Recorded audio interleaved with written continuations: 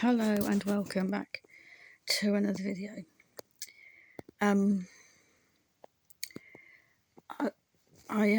Sorry I haven't done many videos in the past few days. I've been busy. On Saturday I went out to a concert in London to see Wynne Evans. I've got a picture of I've got a picture of it somewhere. Hold on. Here it is. We went to this concert. Voices of Hope concert at All Souls Church in London.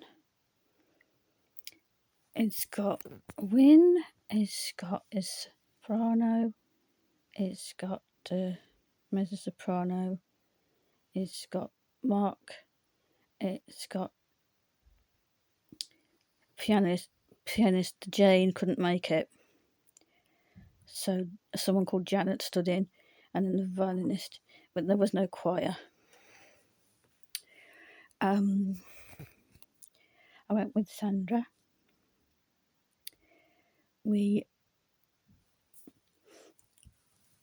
She got in a bit of a traffic jam or something, and then she was diverted, so we didn't go out for a cooked lunch like we were going to, but I had something to eat before I went out. And then we went up to London, and Sat-Nav was trying to direct us onto the M6 toll. She didn't want to go on the M6 toll. She kept going off, and the Sat-Nav kept wanting to divert us back onto the M6 toll. It wasn't going to happen. Anyway, yeah. So then we got into London. We had to find a place to park. And it was really dull all day. I'd only saw a tiny bit of blue sky once, and the street lights thought it was night, and they were coming on in the daytime. Anyway, and she had a speed camera alarm on her car. Whenever we were coming up to a speed camera, it would go honk. It would honk. It would go honk honk, and it made me jump. She said you'd get used to it. Anyway, that was going on all the time. So we got to the car parking space in London. We went up Regent Street and saw the lights. I took a picture of those, which I will show you when I get it printed out. And we saw the lights, and then we parked in this car parking space. It was like a small multi-storey car park, and the space was so small that she had to drive out of the parking space to let me in, because there was no room on my side to get out. Then when she parked it back in, she could hardly get out of her side. It was she managed to get out eventually, but it was very hard. And we had to walk all the way back down Regent Street to the end of Regent Street to go to the venue, which was right next to the BBC building, which Wynne said, I haven't been this close to the BBC in ages. Yeah.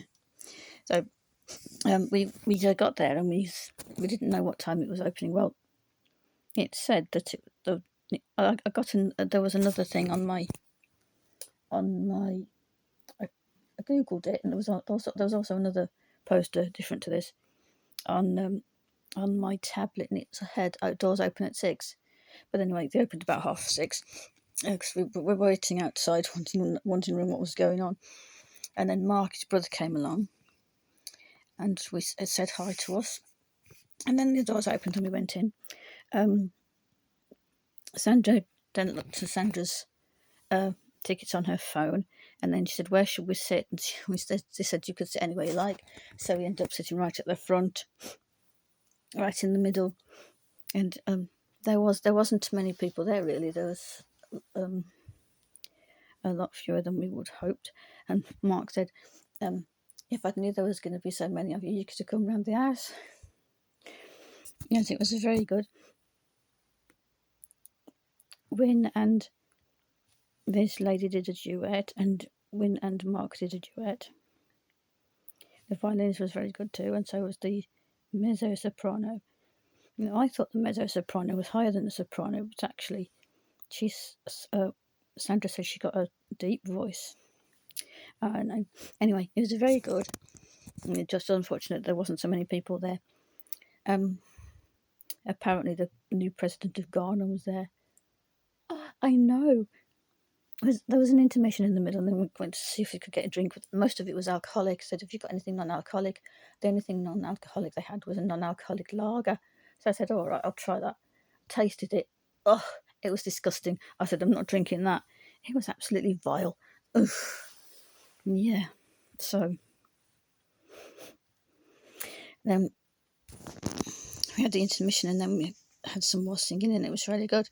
Afterwards, we met Wynne at the front and had a little chat with him. It was very nice. He was standing on the bottom step of the stage that goes up to the stage, and I said, if you stood down there, you wouldn't look so tall on me. Then we had to walk the whole length of Regent Street again to get back to the car park, and Sandra had trouble getting back in the car because the other car that was parked by was still there. And then we had to go to the Travel Lodge in Hemel Hempstead, and so I got my bag packed. I got my nightie, I got my suit that I'm going to have to put back in the wardrobe soon. These are my bed socks that I wore.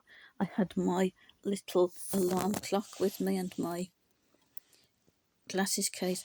My torch was in my handbag, which was very heavy and full of stuff. Yeah, I've got a new comb. My new comb's still in my handbag, and so is my Nivea lip salve. So I'm keeping some of it packed. I've got to put this away. This is staying, and these are staying because I'm going back up. I'm going to the Welsh House in Carmarthen on Thursday to the Bourgeois Day. I don't know how to pronounce that. And it's going to be very good, staying overnight again at Lynn's place. So that's going to be exciting. Anyway, that's the end of this video then. If you enjoyed it, give it a like and subscribe, and I'll see you later. Bye.